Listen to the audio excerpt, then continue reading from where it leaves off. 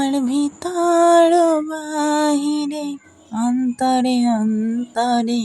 Hello বন্ধুরা, good morning, welcome back to my channel happy DP family. Happy DP family ID ব্লগে জানাচ্ছি তোমাদের নতুন করে আর একবার ওয়েলকাম।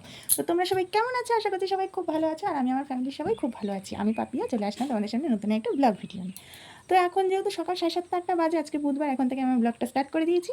ঠিক আছে, কাজকর্ম বলতে সেরকম কিছু হয়নি, জাস্ট মুখটা ধুয়ে নিজে ফ্রেশ হয়ে ঘর দোরটা ঝাঁটিয়েছি, আর কিছুই হয়নি। তো ভিডিও শুরুতে বলে রাখি, তুমি যদি আমার ভিডিওটা ফার্স্ট টাইম দেখে থাকো অবশ্যই চ্যানেলটা সাবস্ক্রাইব করে পাশে থেকো, আর আমিও তোমাদের পাশে সবসময় ছিলাম, আছি, থাকবো। তো যাই হোক, তারপরে বরমশাই একবার বলছে আজকে কাজে যাবো, একবার বলছে আজকে কাজে যাবো না। আমি বলছি দমও না করে একদম চলবে না, যে কোনো একটা মন করে চলো, হয় কাজে যাও, না তো কাজে যেও না, পরিষ্কার কথা। তারপরে আর একটুখানি কি ঘুরে ঘুরে এসে বলছি না কাজে চলে যাই। আমি বলছি হ্যাঁ তাহলে চলে যাও।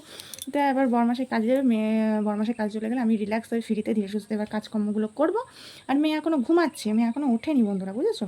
মেয়ে এখনও ওঠেনি, এত দুষ্টু হয়েছে কি বলবো। তো যাই হোক, ওর বাবা কাজে চলে গেলে মেয়েকে ঘুম থেকে তুলবো, দুধ খাওয়াবো, তারপর ওকে বই নিয়ে বসিয়ে দেবো, তারপরে এদিকে আমি আস্তে আস্তে ধীরে সুস্থে কাজগুলো করবো। তো যাই হোক, তো ভিডিওটা কন্টিনিউ করে, আশা করছি সকলেরই ভালো লাগবে। ঠিক আছে, চলে আসা।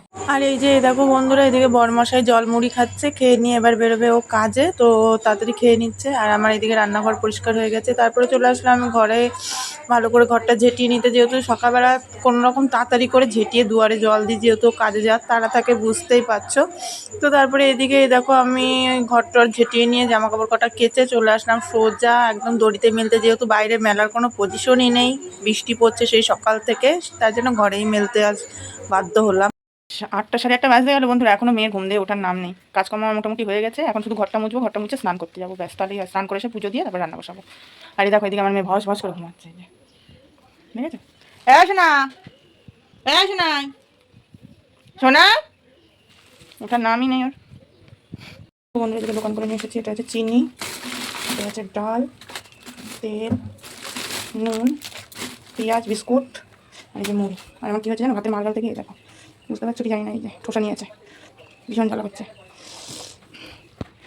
সরি বন্ধুরা, মুখ ফসকে বেরিয়ে গেছে। হাতে ভাতের মানে ফ্যান পড়েছিল, ফ্যান না, হাতে পড়েছিল গরম দুধ। মেয়ের দুধ গরম করতে গিয়ে, ঢালতে গিয়ে মানে আর কি সারাশিটাই মানে এদিকে ধরতে গিয়ে ওইদিকে উল্টে গিয়ে আমার হাতে ঝপ করে দুধটা পড়েছে, পুরো জ্বলন্ত মানে ফুটন্ত দুধ। আর এত পরিমাণে কষ্ট হচ্ছিল কি বলবো, মানে কান্না পাচ্ছিল, ভীষণ ভীষণ ভীষণ জ্বালা করছিল, ভীষণ জ্বালা করছিল, মানে কি।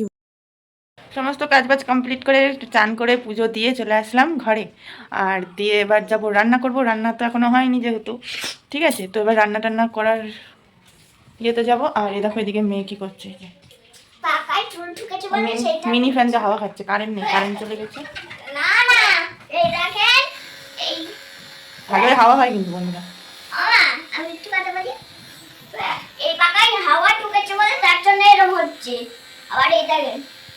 দেখো বন্ধুরা, আমার পুজো দেওয়া কমপ্লিট হয়ে গেছে। এই যে পুজো দিয়ে এবার আমি যাবো রান্নাবাড়ির পাটে। এই যে দেখো বন্ধুরা, আজকে রান্না করেছি গাঠি কচু দিয়ে, আলু দিয়ে, পটল দিয়ে তরকারি করেছি, আর এই যে ঘন করে মসুর ডাল করেছি। আর দুপুরে খাওয়ার আগে ডিম ভেজে নেবো, ঠিক আছে? হাতে যেহেতু এই দেখো ঠোসা নিচ্ছে, এই যে প্রচুর জ্বালা করছে, যেন সেরকম কিছুই রান্না করতে পারলাম না। আর এই দেখো এদিকে মুষলধারা সেই সকাল দিয়ে বৃষ্টি হচ্ছে প্রচুর পরিমাণে, কি বলবো, মানে থামছে একটু আর মানে বৃষ্টি হচ্ছে। আর এই যে এদিকে বরমশাই কাজ থেকে চলে এসেছে, এসে নিয়ে এবার শুরু হয়েছে ঝামেলা। এবার শোনো, থানায় গেছে ও, আমাদের ওখান থেকে আমার ফোন এসেছিল, দমদা ফোন করলো, বাড়িতে থানা পেটি দিয়েছিল, কেস করতে পারলো। আমি ওনার খেয়ে বসে নেই, আমার শরীর এই তোর তোর যদি শরীর খারাপ হয় তোর বাবা মা পাঠাবে বল? আমার কথা বলতে কি হাফ লাগছে, আমাদের 3-4 দমদা বলেছে তুমি যাও তো এখান থেকে। শুনলে তোমরা বিষয়টা, ঠিক আছে? আর এইদিকে দেখো আমার মেজো ভাসুর আর আমার বড়মশাই এই যে এদিকে সেই ব্যাপারটা নিয়ে আলোচনা করছে। তোমাদের ডিটেলসটা বলছি, দাঁড়াও একটু পরে বলছি। শুধু দেখলে ঝামেলা হচ্ছে, কথা কাটাকাটি হচ্ছে, কি নিয়ে হচ্ছে কিছুই বুঝতে পারলে না, তাই তো? তোমাদের সাথে সবটা শেয়ার করবো, ভাঙিয়ে চুরিয়ে বলবো। বড়মশাই কাছ থেকে এসে যে খবর দিল, ভালো লাগছে না মনটা, ভয় এখন, মানে কি বলবো, ভয় লাগছে না, কী করবে তাই, ঠিক আছে? বড়মশাই কাছ থেকে এসে যে খবরটা দিল, তোমরা তো কিছু বুঝলে না, অবশ্যই তোমাদেরকে বলবো, শেয়ার করবো কী বিষয়টা হয়েছে না হয়েছে, ঠিক আছে? তো তার আগে দুটো ভাত খেয়ে নিই, ভাত খাওয়া হয়নি, সেই সকালে খেয়েছি, এখনও আর খাওয়া হয়নি, এখন প্রায় 4:30 বাজতে চললো। ভাতটা খেয়ে নিই, তারপর শেয়ার করছি, ঠিক আছে? ভিডিওটা কন্টিনিউ করো।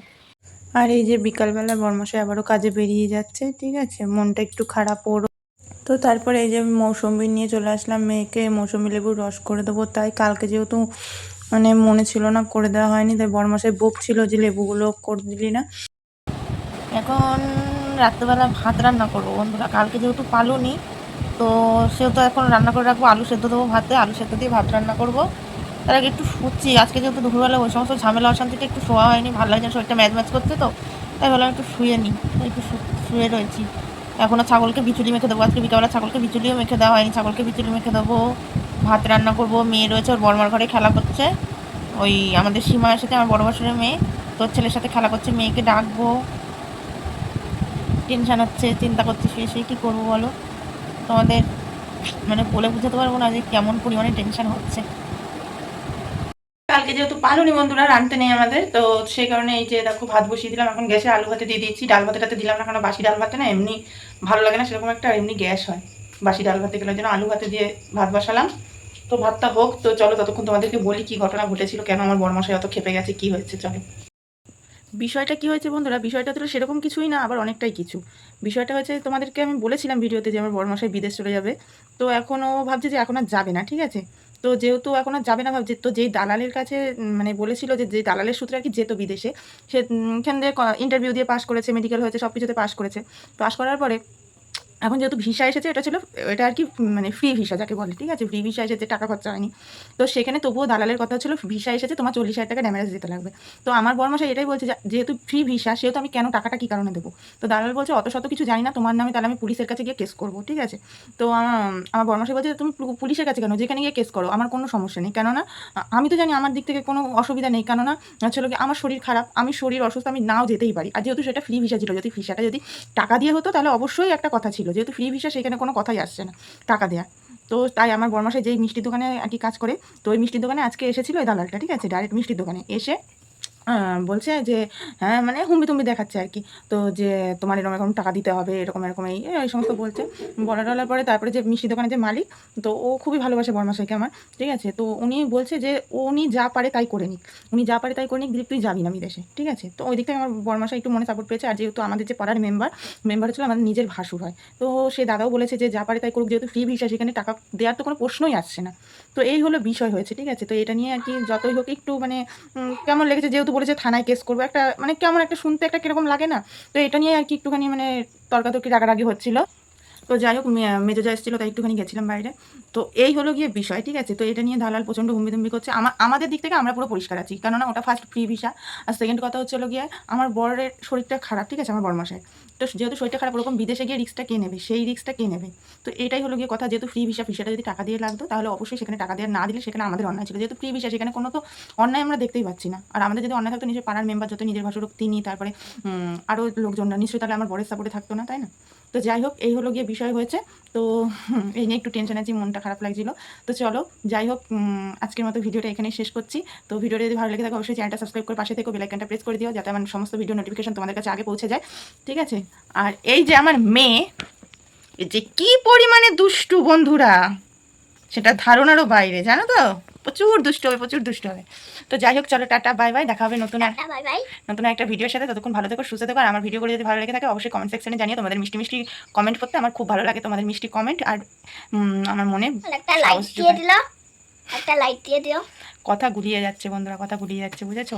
যতই মানে ইয়ে না থাক, মাথায় তো একটা টেনশন রয়েছে বলো, এই আর কি। তো চলো tata bye bye, good night, দেখা হচ্ছে নতুন একটা ভিডিওর সাথে। Love you all.